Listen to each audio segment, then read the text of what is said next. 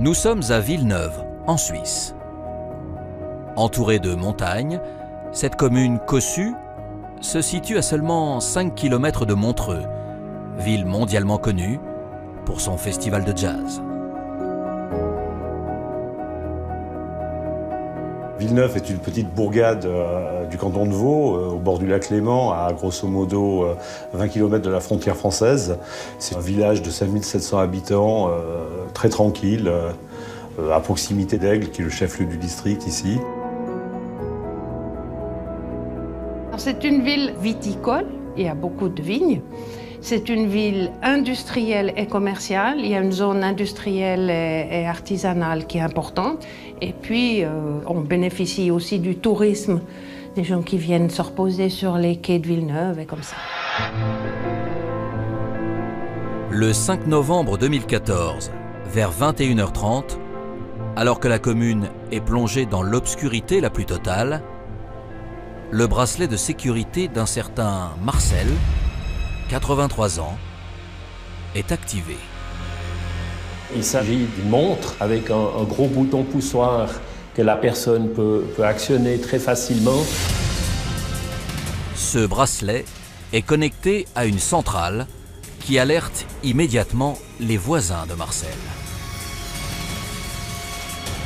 Ils ne sont pas particulièrement inquiets, ils se déplacent au domicile, simplement pensant que peut-être cette personne âgée a fait une chute. Et puis ils trouvent la porte de la maison ouverte, ils ne le trouvent pas et finissent par appeler la police. Quelques minutes plus tard, les forces de l'ordre du canton de Vaud débarquent à leur tour au domicile de l'octogénaire. Alors, la police fait les premières recherches et rapidement, ils découvrent au bas des escaliers du jardin qui borde la maison, ils trouvent le corps de Marcel.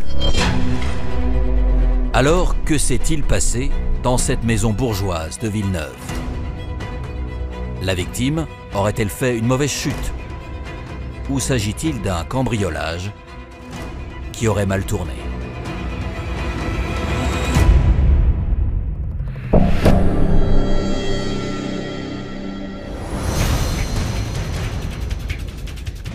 À Villeneuve, il est 23h08 lorsque le médecin légiste déclare le décès de Marcel. Une mort suspecte qui concentre toute l'attention des policiers vaudois. On remarque quand même assez vite qu'il y a de nombreuses marques sur le corps, principalement sur la tête et sur le visage, qui paraissent indiquer qu'il s'agit d'autre chose que d'une simple chute dans les escaliers. La piste accidentelle va encore plus s'éloigner après l'inspection minutieuse de l'escalier et de la zone autour du corps. Assez rapidement, les enquêteurs se demandent ce qui s'est passé en trouvant notamment des fragments d'une canne anglaise, une de ces cannes qu'on utilise pour s'aider à marcher quand on a des problèmes de mobilité. On trouve certains éléments d'une telle canne, mais pas l'intégralité, ce qui donne à penser qu'il y a eu quelque chose d'anormal qui s'est passé. La victime aurait-elle alors été frappée à l'aide de cette béquille? En pleine interrogation, les policiers explorent la villa de Marcel. La porte est ouverte, grande ouverte. La maison n'a pas été fouillée, visiblement il n'y a pas de traces de cambriolage, pas de traces de violence à l'intérieur du domicile. Rien ne semble avoir disparu, excepté la béquille de l'octogénaire. En attendant les résultats de l'autopsie et des fragments de plastique récupérés sur les lieux, la police suisse s'intéresse au profil de l'homme de 83 ans. Marcel était un notable par le passé. Il a été un élu au législatif du village. Il participait donc à la vie politique de ce village et était très proche d'une grande entreprise française dont il avait été le représentant. et on estimait sa fortune entre 5 et 7 millions de francs suisses, donc environ 5 millions d'euros. Dans la commune, Marcel était également connu pour son physique, qui ne passait pas inaperçu. C'est quelqu'un de très fort, de grande taille, de corpulence imposante, qui a une force considérable, mais il a des problèmes de mobilité. Il se déplace avec une certaine difficulté et il a eu des problèmes de santé épisodiques. Mais on ne peut pas dire que ce soit quelqu'un qui soit en très mauvaise santé. Si Marcel recevait la visite de sa fille Thérèse, 49 ans, et de son petit-fils Julien, 20 ans, il vivait seul depuis la disparition de son épouse, survenue l'année précédente. Marcel était très éprouvé par la mort de sa femme, qui s'appelait Carmen, qui était d'origine espagnole, qui avait souffert très longtemps du Parkinson. Il s'en est beaucoup occupé à domicile, comme sa fille d'ailleurs, hein, s'est beaucoup occupé de sa mère. Donc c'était déjà un choc pour lui, et puis il était quand même diminué physiquement, quoi. Alors que Marcel réside dans les hauteurs de la commune, entouré d'une vingtaine d'autres villas, les policiers auditionnent chacun de ses voisins. J'ai appris la nouvelle parce que les inspecteurs de la sûreté sont venus sonner chez moi pour me demander si j'avais entendu quelque chose. Entendu, non. Bien sûr que non. Vu, bien sûr que non. Je savais rien du tout. J'étais choquée parce que penser que quelqu'un s'est fait assassiner tout près de chez moi, ça fait peur déjà parce qu'on se demande qui sera le prochain et pourquoi. Également contactés par les enquêteurs, Thérèse et Julien, la fille et le petit-fils de la victime, se rendent sans plus attendre au domicile de Marcel. Il se comporte comme toute personne qui vient d'apprendre dans quelles circonstances horribles son parent vient de décéder et dans quelles conditions il a été trouvé. Elle a fait un malaise et puis elle a été emmenée assez rapidement à l'hôpital pour un contrôle.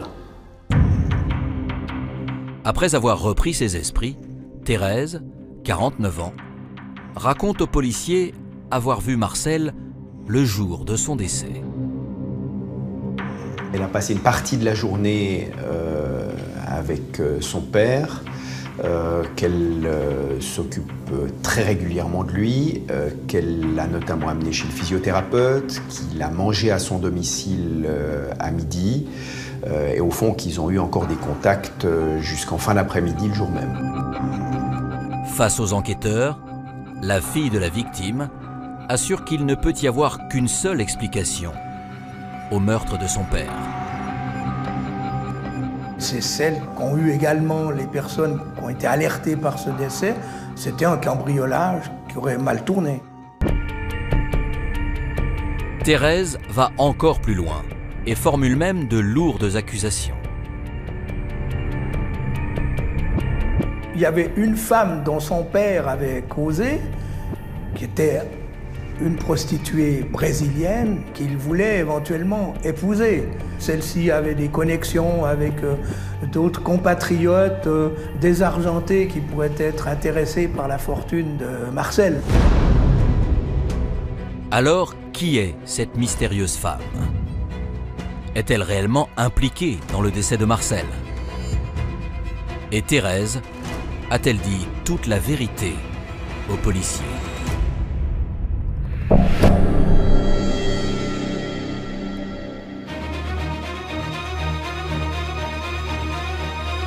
À Villeneuve, 24 heures après la découverte du corps de Marcel, les médecins légistes rendent leurs conclusions. Les rapports de l'autopsie révèlent d'une part des marques de coups, des hématomes, des plaies extrêmement nombreuses, principalement au niveau de la tête, le visage également. Et la cause du décès est une asphyxie par strangulation. L'intuition des policiers vaudois est confirmée. L'octogénaire a bel et bien été tué. Reste à savoir dans quelles circonstances et surtout qui est l'auteur du meurtre. À l'issue des premières auditions, l'enquête s'oriente vers une seule direction. La piste de la prostituée brésilienne n'a en effet pas débouché sur grand-chose. Elle a très vite été écartée. La piste du cambriolage qui aurait mal tourné a également été assez vite écartée puisque rien n'avait été emporté, il n'y avait aucune effraction. Les investigations se sont finalement resserrées autour des proches de la victime, soit sa fille et son petit-fils. Tout est possible, n'est-ce pas? On sait que les familles peuvent avoir des secrets, on sait qu'il peut y avoir des situations qui, vis-à-vis de l'extérieur, apparaissent comme relativement normales, mais qui peuvent être bien plus complexes de l'intérieur. À la recherche d'indices, les enquêteurs analysent les différents comptes bancaires de la victime. Ils découvrent alors que Marcel a retiré l'équivalent de 18 000 € entre la veille et le jour de sa mort. Pour le retrait qui a été fait le jour même, on sait qu'il a été fait en présence de Marcel et de sa fille et que vraisemblablement le montant a été réparti entre les deux. Évidemment que les policiers ils se jettent là-dessus, ils regardent bien, mais par le passé, d'autres montants importants, voire plus importants, qui ont été transférés sur le compte de sa fille ou de son petit-fils. Pour quelle raison Marcel donnait-il autant d'argent à sa fille et à son petit-fils? Le faisait-il chanter ou Marcel avait-il une dette envers eux? Après investigation, les policiers du canton de Vaud apprennent que depuis 2006, Thérèse et ses parents avaient en fait un arrangement. Il y avait une relation extrêmement proche, presque fusionnelle entre mère et fille. Et la grave maladie qui a affecté sa mère l'a énormément touchée, l'a même dévastée.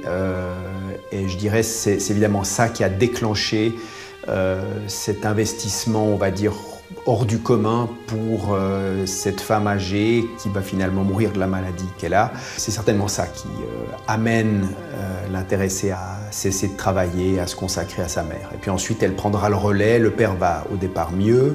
Puis ensuite, quand les ennuis de santé arrivent aussi chez son père, elle va y consacrer de l'énergie aussi. Elle va un peu prendre le relais.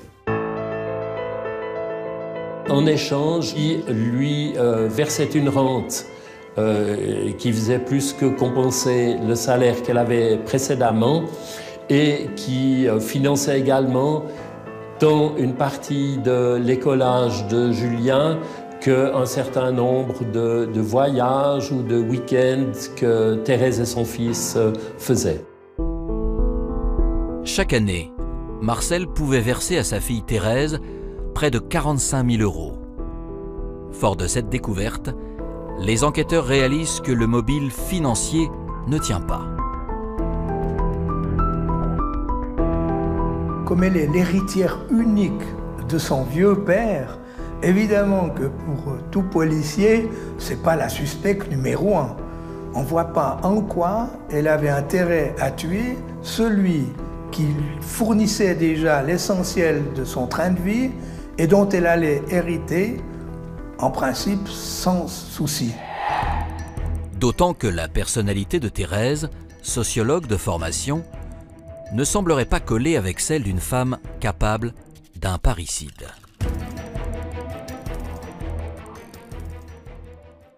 C'est pas une vampe, elle est assez insignifiante. Elle a été mariée avec un homme qui l'a quittée pour vivre le grand amour avec un autre homme. Ça a donc dû être un choc absolument énorme. Elle vit dans une maison au-dessus de Vevey, à une quinzaine de kilomètres de la maison de son père.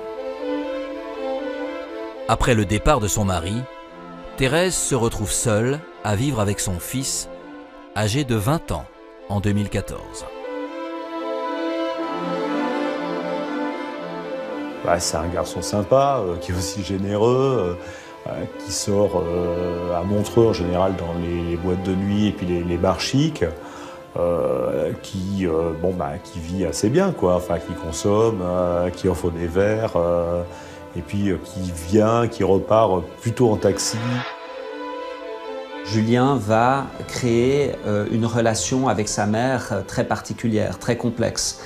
C'est une relation qui va être d'abord conflictuelle, puis c'est une relation qui, au fur et à mesure de l'adolescence, va se transformer en une relation très fusionnelle.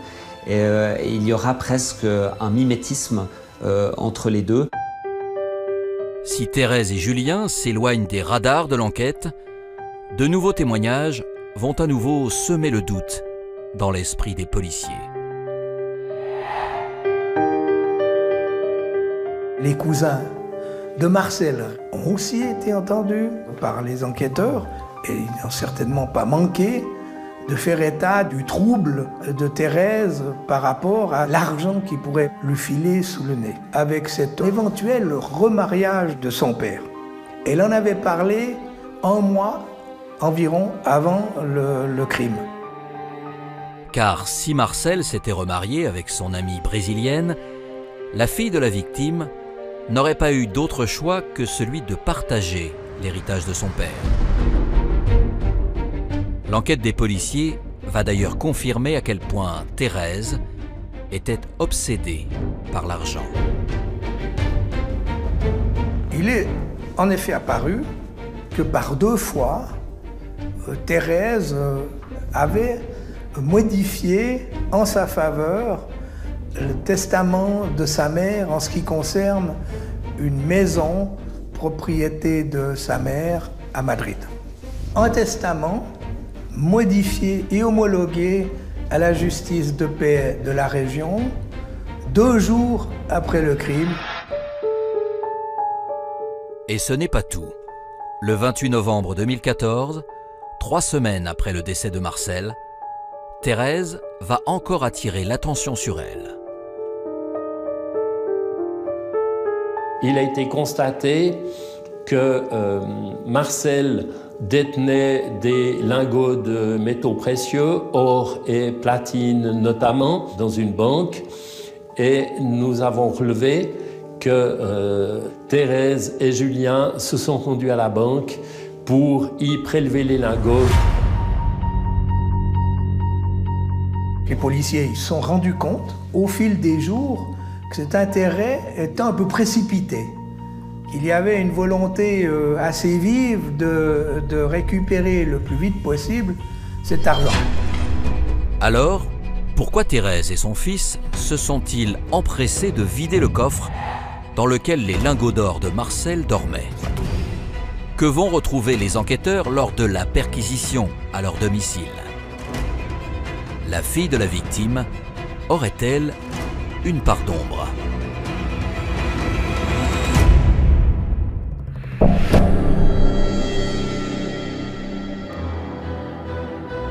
Le 16 décembre 2014, un mois après le meurtre de Marcel, les enquêteurs suisses se rendent à Saint-Légier afin de perquisitionner le domicile de Thérèse et Julien.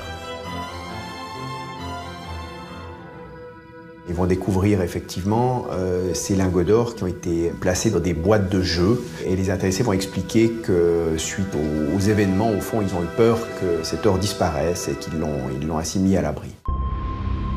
Malgré ces explications, les policiers arrêtent et placent le duo en garde à vue. Contre toute attente, la fille de la victime va livrer de surprenantes déclarations lors de son audition.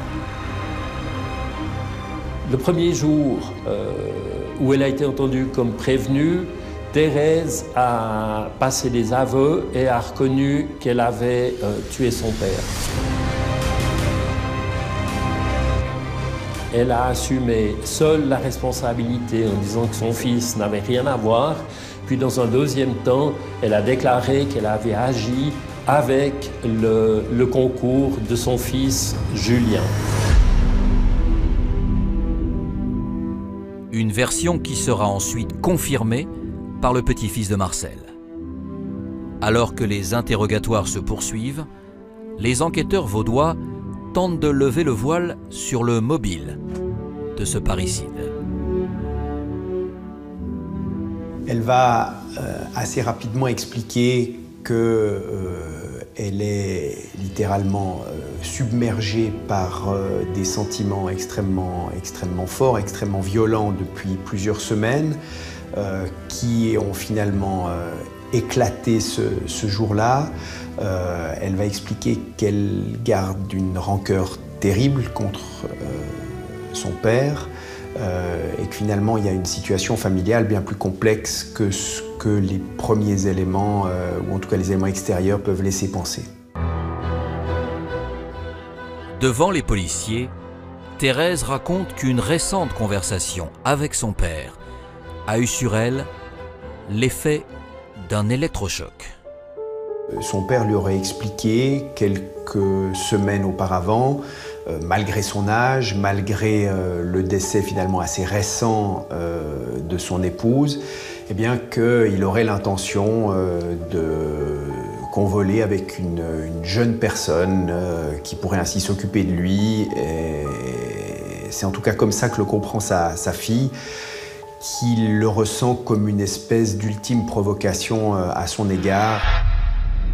Après cette annonce, la relation entre père et fille n'aurait cessé de se dégrader jusqu'à ce funeste jour du 5 novembre 2014. Le repas de midi du dernier jour s'est très mal passé parce que Marcel a parlé de se marier, sa fille s'est offusquée de cette remarque et le ton est monté entre eux et Marcel aurait traité Thérèse et Julien de voleurs et de profiteurs. Mais après ces propos virulents, Marcel leur aurait ensuite assuré que ce remariage n'était en fait qu'une mauvaise blague, une sorte de leçon de vie face à l'obsession démesurée de Thérèse et Julien pour l'argent. Finalement, il voulait tester sa fille, mais Thérèse ne croyait pas au fait qu'il puisse s'agir d'une blague et elle trouvait ce comportement absolument révoltant. Suite à cette ultime altercation, Thérèse décide de mettre son scénario macabre à exécution. Pendant l'après-midi, Thérèse a rappelé Julien pour lui dire que ça ne pouvait pas continuer comme ça et qu'il fallait en finir. C'est en rentrant à la maison en fin de journée que Thérèse a dit à Julien qu'elle allait tuer son père et qu'il fallait qu'il l'aide parce qu'elle n'en pouvait plus et que sinon c'est elle qui allait y rester. Alors, que vont révéler les dernières heures de garde à vue? L'argent est-il réellement le mobile du crime? Et quel est le rôle de chacun dans cette tragédie?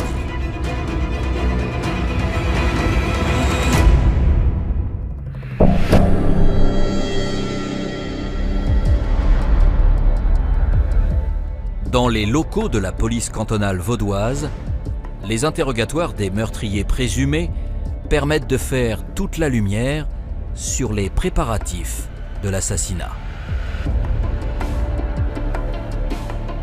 Thérèse et Julien ont mis donc des habits peu délicats. Ils avaient prévu un sac pour mettre des habits s'ils étaient tachés ensuite. Et Julien était muni de gants latex procurés par sa mère. Ils ont pris la précaution de laisser leur téléphone portable éteint à la maison chez eux.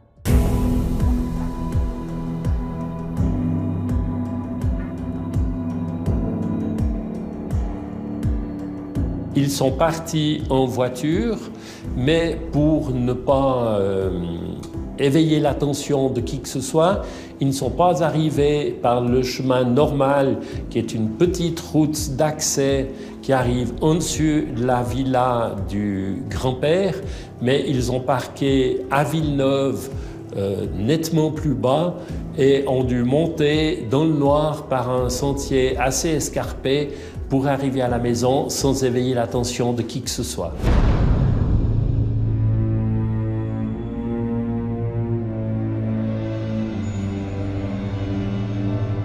Une fois devant le domicile de Marcel, sa fille met la suite de son plan à exécution. Un plan extrêmement pervers.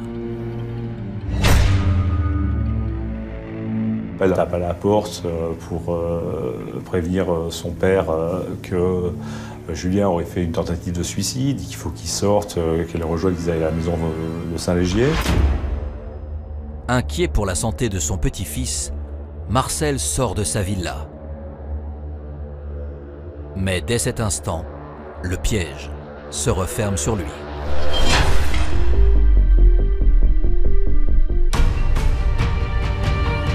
Julien est caché derrière la maison.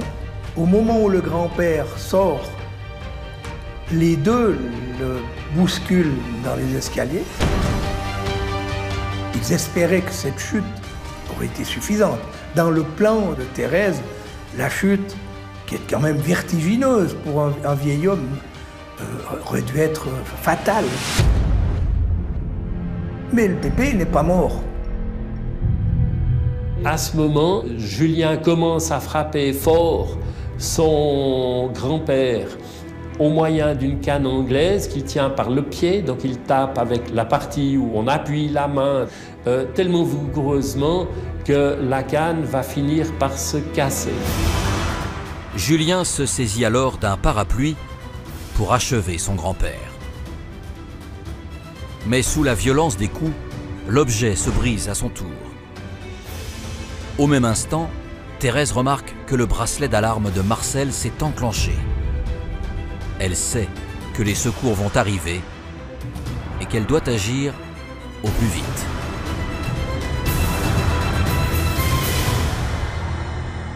Elle monte dans la maison, prend une écharpe que Julien avait donnée à son grand-père, redescend, il noue l'écharpe autour du cou de Marcel et Thérèse essaye de serrer, mais il faut plus de force que ce qu'elle a et c'est Julien qui prend le relais et en s'aidant du pied pour maintenir une des extrémités de l'écharpe, il tire sur l'autre et étrangle son grand-père jusqu'à ce que celui-ci cesse de respirer.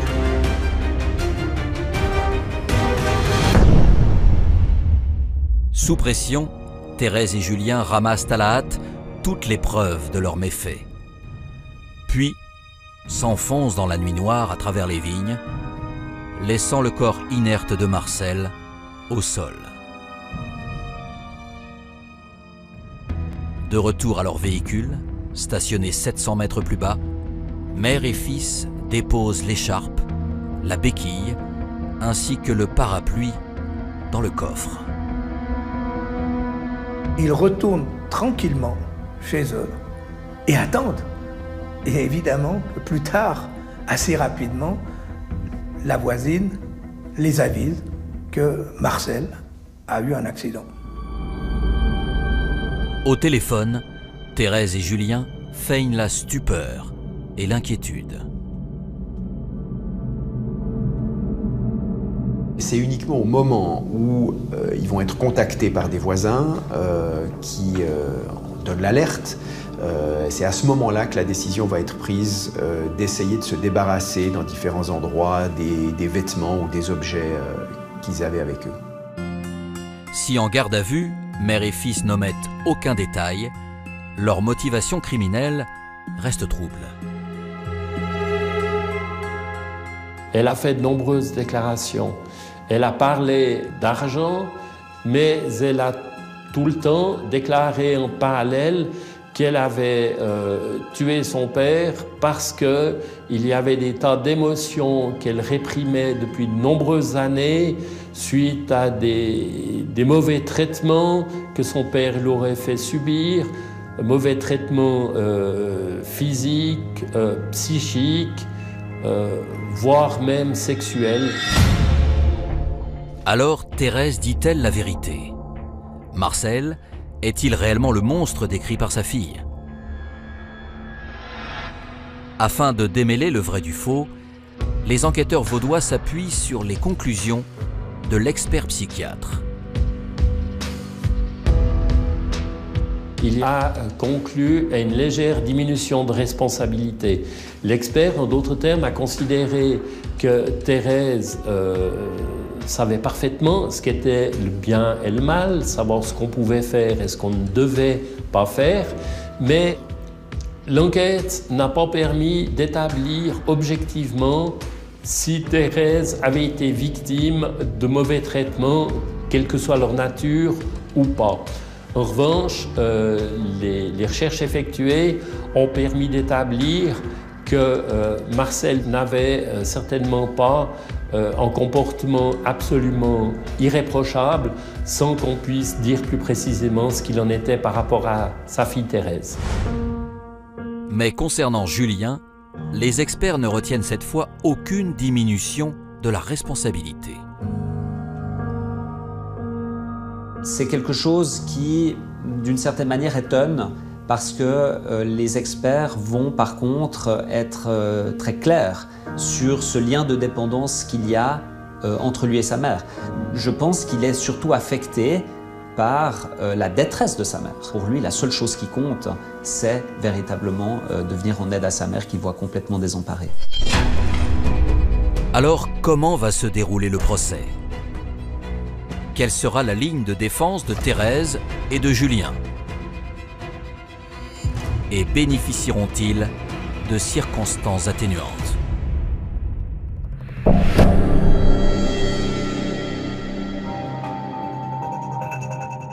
Le 19 septembre 2017, soit près de 3 ans après l'assassinat de Marcel, le procès de sa fille Thérèse et de son petit-fils Julien s'ouvre devant le tribunal criminel de Vevey.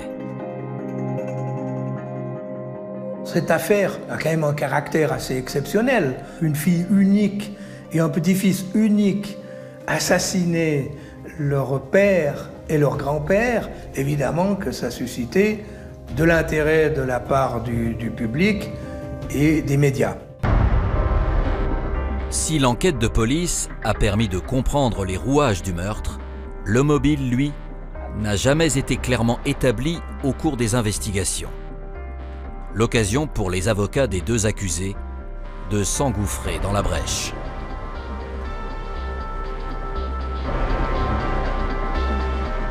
Un des axes prioritaires de la défense, c'est de démontrer que ce crime n'est pas un crime crapuleux, que ce crime n'est pas un crime d'argent, même si l'argent, comme je l'ai dit, est présent, il ne peut pas être écarté de l'équation parce que dans cette famille, l'argent jouait finalement le rôle du pouvoir. Thérèse, quant à elle, campe sur ses positions. Appelée à la barre, la femme de 52 ans assure que Marcel a une part de responsabilité dans cette affaire. Elle a un discours très intellectualisé. Elle essaie d'expliquer. Pour elle, c'est l'aboutissement d'un long processus dans lequel elle est elle-même la victime, selon ses explications. Elle inverse un peu les rôles. Je ne sais pas si elle s'est vraiment rendue compte encore à ce moment-là de l'horreur du crime. En revanche, ce dont elle s'est rendue compte, c'est qu'elle a entraîné son fils dans ce crime. Devant la cour, Thérèse montre un autre visage et exprime des regrets à l'égard de Julien. Il n'y a qu'un sentiment de gâchis infini. Finalement, l'impression que ce jeune homme, elle l'a privé d'une partie de son début de vie d'adulte, qu'elle en garde une culpabilité terrible. Contrairement à sa mère, qui n'a eu aucun mot pour la victime, Julien, lui, semble mesurer la gravité des faits et ne se dédouane pas. Il exprime tout son désarroi, il exprime sa détresse, il exprime aussi la conscience qu'il a de son acte et il va, dans un monologue d'1h30, expliquer à la fois l'amour qu'il avait pour sa mère, mais ce lien de dépendance très particulier qui lui a fait tant de mal et surtout avec des conséquences pour lui extrêmement importantes. Donc c'est un récit véritablement bouleversant. Malgré cette prise de conscience, le procureur ne leur accorde aucune circonstance atténuante. Il demande une peine très lourde pour la maman, c'est-à-dire la prison à vie, et 14 ans pour son fils. Le 22 septembre 2017, après 4 jours de procès, le tribunal de Vevey condamne finalement Thérèse et son fils à respectivement 16 et 10 ans de réclusion criminelle. Julien n'a pas contesté la sanction qui lui a été infligée. Thérèse, de son côté, a fait un appel devant la cour d'appel du tribunal cantonal. Elle demandait à être condamnée à une peine plus clémente.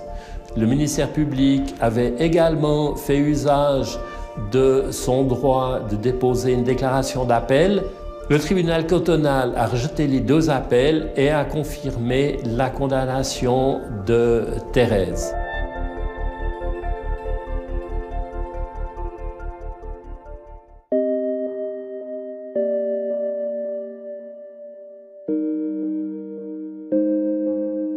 Aujourd'hui, 5 ans après le drame, la disparition de Marcel hante toujours les habitants de Villeneuve. Personne ne parvient à comprendre comment cette famille a pu plonger dans cette spirale de violence. Il y a le sentiment de s'être réveillé après un cauchemar, mais de constater que eh bien, les faits sont bien réels. Alors aujourd'hui, chacun essaye de se reconstruire avec ça, et c'est pas facile. C'est un drame familial terrible, qui a véritablement, je crois, bouleversé beaucoup de monde, en tout cas tout l'entourage de cette famille. Mais je crois véritablement qu'aujourd'hui, Julien est prêt à entamer une nouvelle vie, raison pour laquelle j'espère que la société lui donnera très rapidement la chance de se reconstruire et de vivre sa vie.